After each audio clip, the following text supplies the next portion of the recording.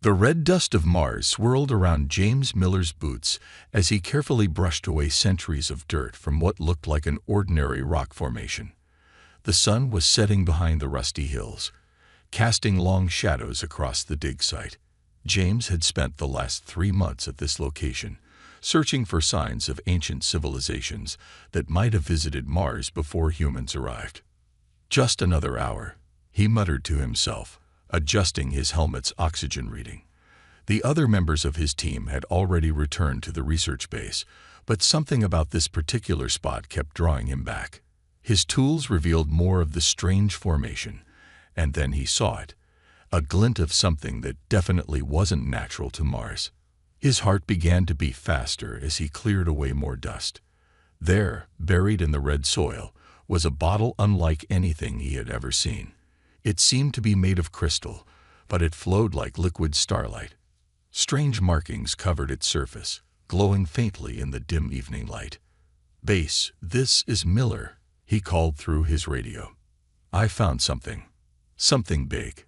"Copy that, Miller," came the reply. "Do you need backup?" James stared at the bottle, his archaeological training fighting with his curiosity. No, I can handle this. Just logging the discovery." He carefully lifted the bottle from its resting place. It was surprisingly warm to the touch, even through his gloves.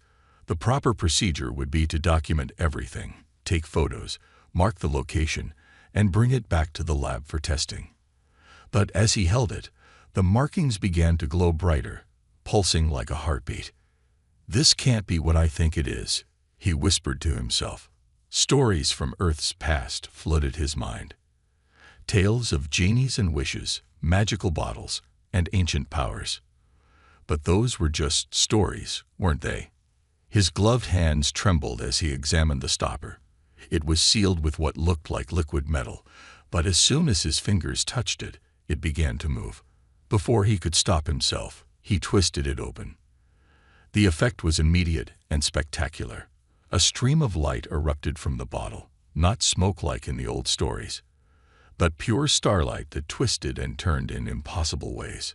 James fell backward, his heart pounding in his chest as the light began to take shape. A figure formed before him, floating several feet off the ground. She, for it was clearly feminine in form, was made of the same starlight as the bottle, her hair flowing as if underwater, her eyes containing entire galaxies. She stretched, like someone waking from a very long sleep. "Well," she said, her voice somehow clear despite his helmet, "this is certainly a new one. I don't believe I've ever been awakened on Mars before." She looked around with interest. "Though I must say, it's gone downhill since I was last here." James tried to speak, but his voice failed him. The being noticed his struggle and smiled kindly. "Oh, don't worry. I can understand you even with that protective gear you're wearing. I am Lumina, and you, my dear discoverer, have earned yourself 3 wishes." She paused, studying him more closely. "Though you're quite different from my usual finders. Most species I encounter have progressed much further technologically before reaching their nearby planets." Finally finding his voice, James managed to ask, You're real? An actual Genie?" Lumina laughed, the sound like crystal wind chimes. "Genie is such a simple term, but yes, that's what many cultures have called me. I am a cosmic being bound to serve the wishes of those who free me from my vessel." She floated closer, examining his spacesuit with curiosity. "Now shall we proceed with your wishes?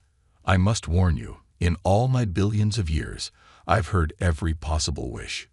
Immortality, unlimited power, control over time itself." She waved her hand dismissively. "Though I admit, being found by a species still using primitive protective gear like this is refreshing." James stood there, his mind racing with questions. Through his helmet's faceplate, he stared at the beautiful cosmic being floating before him, knowing that this moment would change everything, not just for him, but for all of humanity.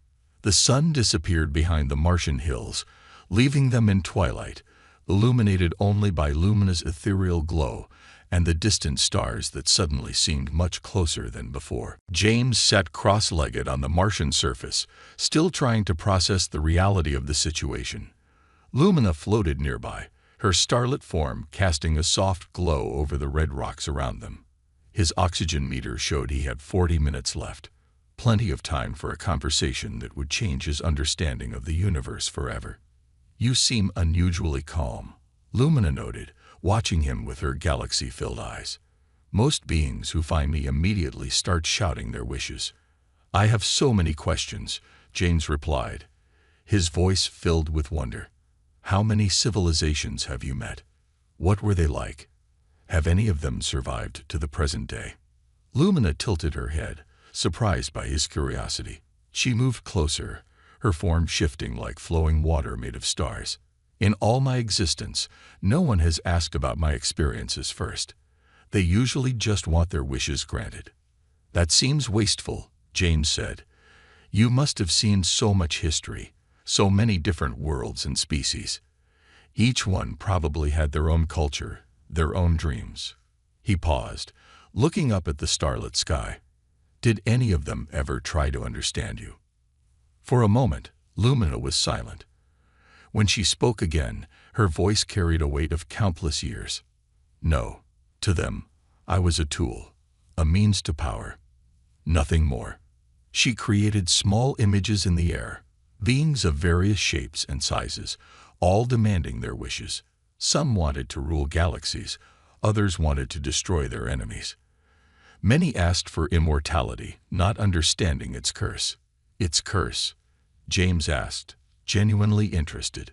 "Watching everyone you love die, century after century. Seeing your world change until you no longer recognize it." Lumina sighed, her light dimming slightly. "But they never thought that far ahead. They only saw the power, never the price." James nodded thoughtfully. "How long have you been doing this? Granting wishes, I mean." "Since before your solar system formed," Lumina answered. "I've seen stars born and die. I've watched countless civilizations rise and fall, some through their own wishes, others through natural causes." She created another image, showing the birth and death of a star. "Time is different for me. Your entire species' existence is but a blink in my timeline." "That sounds incredibly lonely," James said softly. Lumina froze, her light flickering like a candle in the wind. "Lonely?" She repeated the word as if hearing it for the first time. I've never thought about it that way. Between wishes, I sleep in the bottle. When I'm awake, I grant wishes. That's my purpose." "But is that what you want?" James asked. "Do you enjoy it?" Again, Lumina was silent, her form shimmering with uncertainty. "Want? Enjoy? These are not concepts that apply to beings like me. I exist to serve, to grant wishes. It's what I am." "Everyone should have the right to want things," James insisted, "to make their own choices, to be free." "Free?" Lumina laughed, but there was no joy in it. "I am bound by magic older than your planet. This is my nature, my purpose. Even the mightiest empires I've served couldn't change that." She looked at him curiously. "Yet you speak of freedom, as if it were the most natural thing in the universe." James checked his oxygen meter. 20 minutes left. "Maybe that's what makes humans different," he said. "We believe everyone deserves freedom, deserves a chance to choose their own path." "Interesting," Lumina mused, studying him more intently. "In all my billions of years, I've never encountered a species quite like yours." She moved closer, her light pulsing gently. "Most beings see me and think of power, of wealth, of control. You see me and think of freedom." "I see someone who's been serving others for far too long," James replied simply. Lumina's light flickered again, and for a brief moment, James thought he saw something in those galaxy-filled eyes, a spark of hope, quickly hidden behind centuries of resignation. "Your time grows short," she said, gesturing to his oxygen meter. "Perhaps we should discuss your wishes before you must return to your base." James stood up, brushing the Martian dust from his suit. His mind was already made up about his first wish, but that could wait until they were somewhere safer. Would you come back to the base with me? We can talk more there. Lumina nodded, her form condensing slightly to follow him. As they walked toward the human settlement, both were lost in thought. James planning his wish, and Lumina wondering why. For the first time in countless millennia, she felt something stirring in her ancient heart. Curiosity about what would happen next. Inside the Mars base's secure meeting room, James sat across from Lumina, who hovered gracefully above the chair offered to her. The room's white walls glowed with her starlit presence, creating dancing shadows that moved like cosmic waves. Through the room's large window, the Martian sunset painted the sky in shades of pink and orange. The base commander and a small team of scientists watched from behind a safety barrier, their faces showing a mixture of fear and amazement. They had nearly fainted when James walked in with a being made of living starlight. "So," Lumina said, her voice carrying the echo of distant stars, "now that we're in your dwelling, shall we proceed with your first wish?" She had explained to the others about the 3 wishes, causing excited whispers among the scientists. James nodded slowly, his eyes fixed on the cosmic being before him. "I've been thinking about this since our talk outside." He glanced at his fellow humans, then back to Lumina. "Before I make my wish, I want to confirm something. Can you grant any wish within the universe's laws?" "Almost anything," Lumina replied, creating small galaxies between her fingers as she spoke. "I cannot create or destroy love, bring back the dead, or alter the fundamental laws of existence. But power, wealth, knowledge, immortality, these are all within my capabilities." She paused, studying him. "Though something tells me you're not interested in those things." James smiled. "You're right. I have a different kind of wish in mind." He stood up, his heart pounding with the weight of what he was about to do. "Lumina, I wish for your freedom from eternal servitude." The room fell completely silent. Even the humming of the base's life support systems seemed to pause. Lumina's light flickered violently, her form wavering like a candle in a storm. What did you say?" she whispered, her voice trembling. "I wish for you to be free," James repeated firmly. "No more bottle, no more forced servitude, no more granting wishes for others. Just freedom to choose your own path." Lumina's form began to pulse with intense light. The scientists shielded their eyes as the room filled with colors that had no names in human languages. In billions of years, countless wishes, thousands of civilizations, her voice cracked with emotion. "No one has ever wished for my freedom." Suddenly, the crystal bottle on the table began to crack. Golden light poured from the breaks, wrapping around Lumina like chains becoming visible for the first time. One by one, these chains of ancient magic began to shatter. It's working," Lumina gasped. Her form grew brighter with each broken chain. "The bindings, they're breaking." The bottle exploded into stardust, and with it, the last of the magical chains dissolved. Lumina's light changed, becoming deeper, richer, more alive. She floated down until her feet touched the floor, the first time she had ever done so by choice. "I'm free," she whispered, looking at her hands in wonder. "After all this time, I'm actually free." Tears of liquid starlight rolled down her cheeks, each one containing the light of a newborn star. James approached her carefully. "How do you feel?"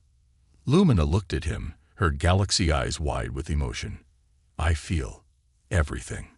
Joy, fear, hope, uncertainty. Emotions I wasn't allowed to feel before." She reached out and touched his hand, her touch warm like sunlight. "Why? Why would you use your wish for this?" "Because no one should be enslaved," James said simply. "Not even cosmic beings who can grant wishes." The base commander finally found her voice. But what about the other 2 wishes?" Lumina straightened up, her light pulsing with newfound strength. "There will be no more wishes.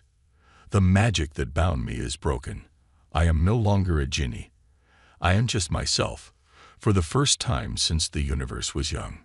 She turned to James, her form shimmering with gratitude. You gave up incredible power, knowledge, immortality. Anything you could have wished for, just to free me." James smiled. "Some things are more important than power. This was the right thing to do." Lumina looked around the room, seeing it with truly free eyes for the first time. "So this is what freedom feels like," she said softly. "I never knew it would be so beautiful." The Martian night had fallen outside, but inside the room, Lumina's newfound freedom lit up the darkness brighter than any star. The news of Lumina's freedom spread through the Mars base like wildfire. Within hours of her liberation, the small research station became the center of attention for both Mars colonies and Earth. Scientists, leaders, and curious onlookers all wanted to know about the cosmic being who was no longer bound to grant wishes. Lumina sat in the base's observation dome, watching the stars with new eyes. Her light had changed since her freedom. It was softer now, more natural, like moonlight on a clear night. James brought her a cup of hot chocolate, something she had never experienced before. "The humans in charge want to talk to you," he said, sitting beside her. "Earth's governments are going crazy trying to figure out what to do about your existence." Lumina touched the warm cup, fascinated by its simple pleasure. "They're afraid of me, aren't they?" she asked. "They think that without the binding magic, I might be dangerous." "Some of them do," James admitted. "People fear what they don't understand. And you're probably the least understandable being we've ever met." Through the dome's windows, they could see 3 transport ships landing nearby. More officials arriving to investigate the situation. The base had never been so busy. "I could leave," Lumina said quietly. "I have that choice now. I could go anywhere in the universe, see things I'd only heard about in the wishes of others." She looked at James, her galaxy eyes swirling with new emotions. "But I don't want to. Not yet." James smiled. "You're welcome to stay as long as you like. Though I should warn you, those scientists out there are going to have millions of questions."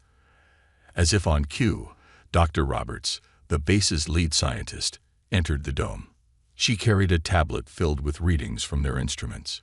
"Lumina, your energy signature is unlike anything we've ever seen. It's not just light. It's something more fundamental." She paused, looking excited. "You could help us understand the universe in ways we never imagined." Lumina stood, her form rippling with interest. "Your curiosity. It reminds me of James when he first found me. No demands, just questions and wonder." She moved to look at the tablet's readings. "Perhaps I could help you understand some things, but—" She straightened up, her light pulsing gently. "I will do it because I choose to, not because I must." The base commander joined them, looking nervous. "Earth's Security Council is demanding answers. They want to know if you're a threat, if there are more like you, if—" "I am not a threat," Lumina interrupted, her voice firm but kind. "I have seen countless civilizations rise and fall. If I wished harm to any species, I had billions of years to cause it." She created a small display of light, showing various alien races she had encountered. "What I want now is to learn what it means to be free, to make my own choices." James watched as Lumina spoke with growing confidence. She was no longer the bound servant he had found in that bottle. She was becoming something new, something that had never existed before, a cosmic being learning to be herself. More officials filled the dome, their voices mixing with the hum of instruments and cameras. Everyone wanted to see her, to ask questions, to understand what she was. But through it all, Lumina remained calm, answering what she chose to answer, staying silent when she wished. "They're calling you the Mars Miracle on the news," James told her, showing her a headline on his tablet. "You're probably the biggest discovery in human history." Lumina smiled, a gesture she was still getting used to. "The real miracle was finding someone who would wish for my freedom." She looked out at the growing crowd of humans. "Your species is so young, so full of questions and dreams. Perhaps that's why you were the ones to finally free me." As the Martian night deepened, Lumina continued to answer questions, learn about human culture, and explore her new freedom. For the first time in her eternal existence, she wasn't just observing life, she was living it. And that, she decided, was better than all the wishes she had ever granted. 1 month had passed since Lumina's liberation. The Mars base had been transformed into a center for cultural exchange, with one room specifically dedicated to sharing stories between humans and their cosmic guest. The walls of this room were covered with holographic displays showing scenes from both human history and Lumina's vast experiences. Today, James sat with a group of scientists and historians as Lumina shared another tale from her past. Her starlight form created vivid images in the air as she spoke. There was once a civilization, she began, crafting an image of crystal cities floating in the air, that lived in the Andromeda galaxy. They had mastered gravity itself, building entire worlds that danced between the stars. The image showed beings of pure energy moving through their floating cities. What happened to them? A young scientist asked, taking notes eagerly. Lumina's light dimmed slightly. Their ruler found my bottle. He wished for the power to control time itself. She paused, the images showing a magnificent civilization crumbling. He didn't understand that controlling time meant experiencing every moment at once. It drove him mad, and his civilization fell into chaos. James watched as the other humans absorbed this information. They had learned dozens of similar stories over the past month, tales of powerful civilizations that had fallen because of their own wishes. But humans, Lumina continued, her light brightening. You're different. You have technology that would seem primitive to many species I've met, yet you understand things they never did. She created an image of Earth and its colonies on Mars. You value freedom, not just power. You ask questions instead of making demands. Dr. Roberts raised her hand. We've learned so much from your stories about physics and space travel. But what about you? What have you learned from us? Lumina thought for a moment, her form shifting like starlight on water.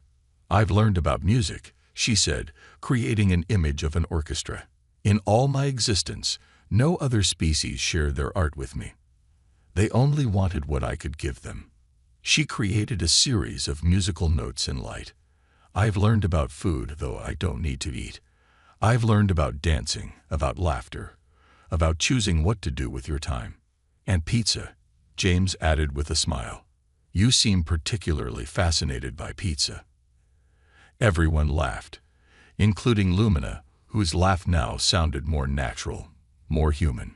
Yes, the concept of food for pleasure, not just survival. It's uniquely human. Many species I met saw eating as simply refueling. A historian spoke up next. Can you tell us about the oldest civilization you remember?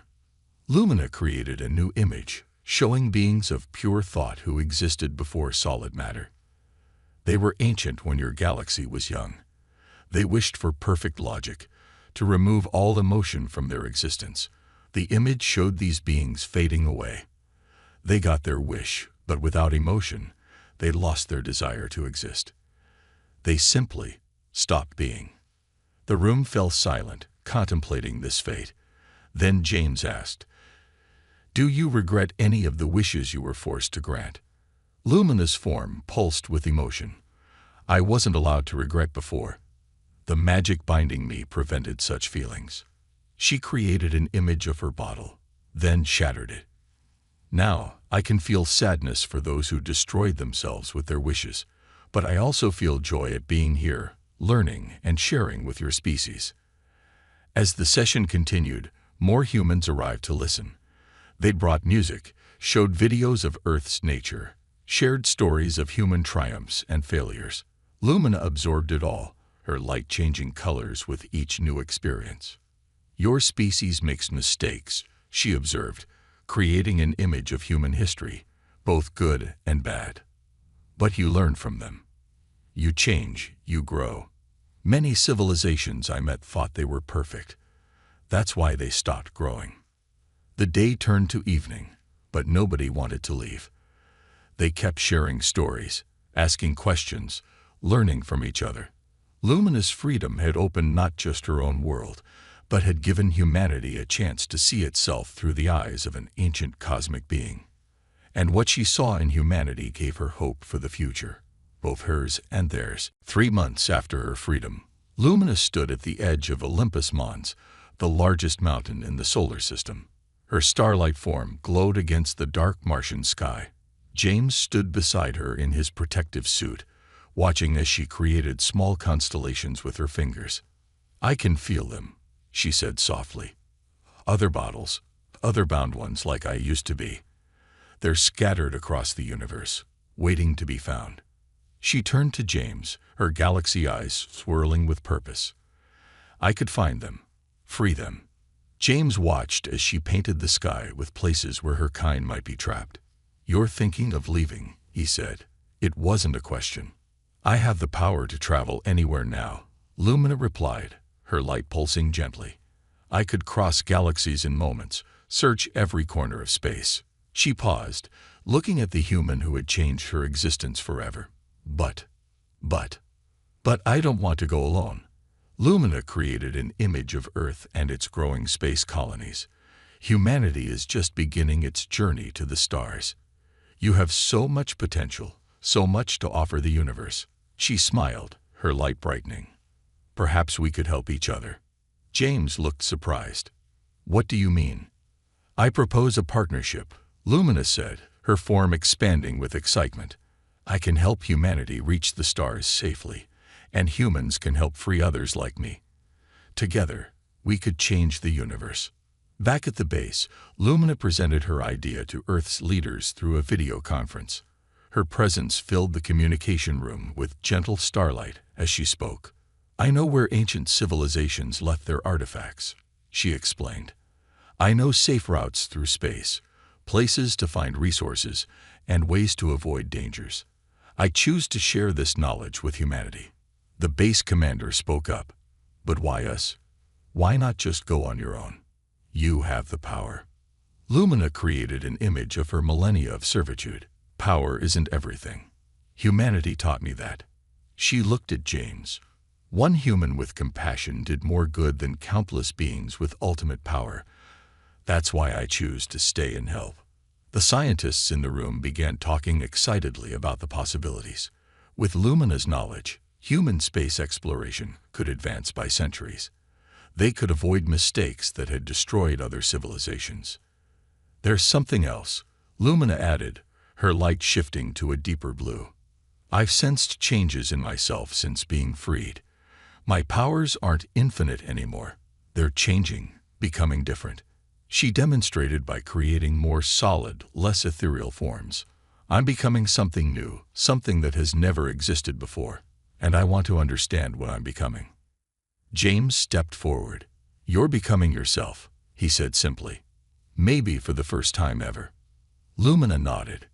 "Exactly. And I want to do that here, with humans. While helping you reach the stars, I can discover who I really am." The Earth leaders discussed among themselves, but the decision seemed obvious to everyone in the room.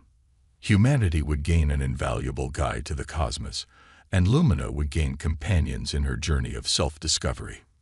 "Think of what we could achieve together," she said, creating images of possible futures, human colonies among the stars, peaceful meetings with other civilizations, the freeing of other cosmic beings like herself. "We'll need to plan carefully," the base commander said.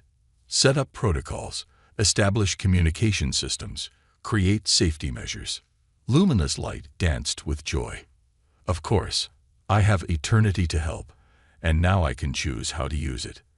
As the humans began making plans, James watched Lumina interact with them.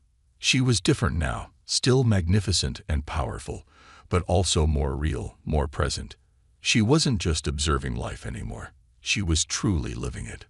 "Thank you," she said to him quietly, her light soft and warm, "for showing me that freedom isn't just about power, it's about choices, and I choose to be here, helping humanity reach its potential."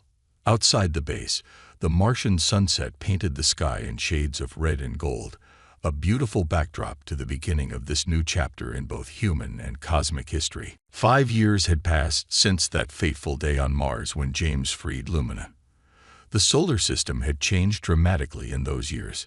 Humanity's first deep space vessel, appropriately named Wishmaker, hovered near Jupiter's orbit, preparing for its first jump beyond the solar system. James stood on the bridge of the Wishmaker, now wearing a captain's uniform.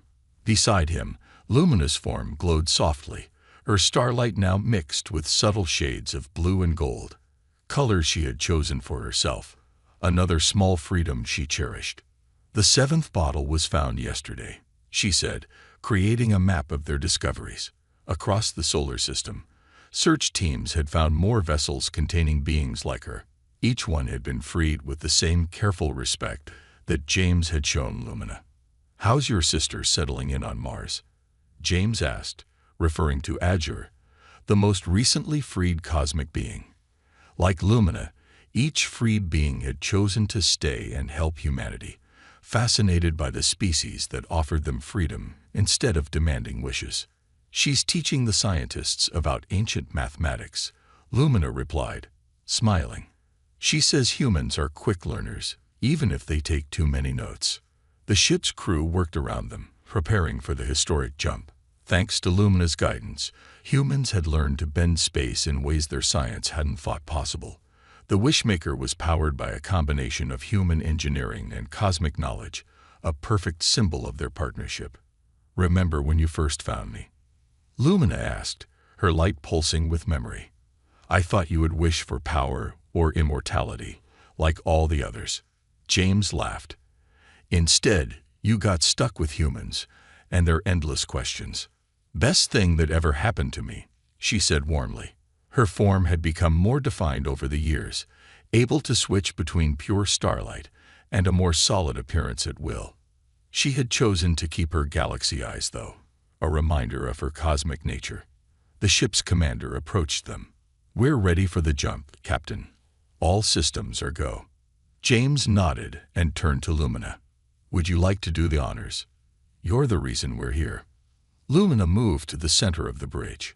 Around the solar system, millions watched through video feeds as she began to glow brighter. "Once, I was bound to grant the wishes of others," she said, her voice carrying to all who watched. "Now I help make humanity's dreams come true by choice. And that makes all the difference." She raised her hands, and space itself seemed to bend around the Wishmaker. Through the viewport, they could see their destination, Alpha Centauri, humanity's first step into the wider galaxy. "We've detected another bottle near our destination," one of the crew members reported, just like Lumina predicted. James smiled. The mission had two purposes: exploration and liberation. They would find these cosmic beings and free them, building a bridge between humanity and the ancient powers of the universe. "You know what the other species call humans now?" Lumina asked, maintaining the space bend with practiced ease. "The liberators. They can't understand why you free us instead of using our power." "Maybe someday they'll understand that freedom is more powerful than any wish," James replied. The ship's engines hummed as they prepared for the jump. Around them, the crew, a mixture of scientists, explorers, and dreamers, watched in excitement. This moment would be remembered in human history forever, their first step into the galaxy, guided by beings they had chosen to free rather than enslave. "Ready for another adventure?" James asked Lumina. Her light sparkled with joy. "Always. Though I'm not your Genie anymore. I'm something better. I'm your friend." With a flash of light and a bend in space, the Wishmaker made its historic jump. As they traveled faster than any humans had before, Lumina created a small display showing their journey so far. From a simple bottle in the Martian dust to this moment of interstellar travel. "And to think," she said softly, "it all started with a wish for freedom." As they emerged near Alpha Centauri, the cosmos spread out before them, full of possibilities, discoveries, and more beings waiting to be freed. It was the beginning of a new era, one where humanity's compassion would change the very fabric of the universe, one freed Genie at a time.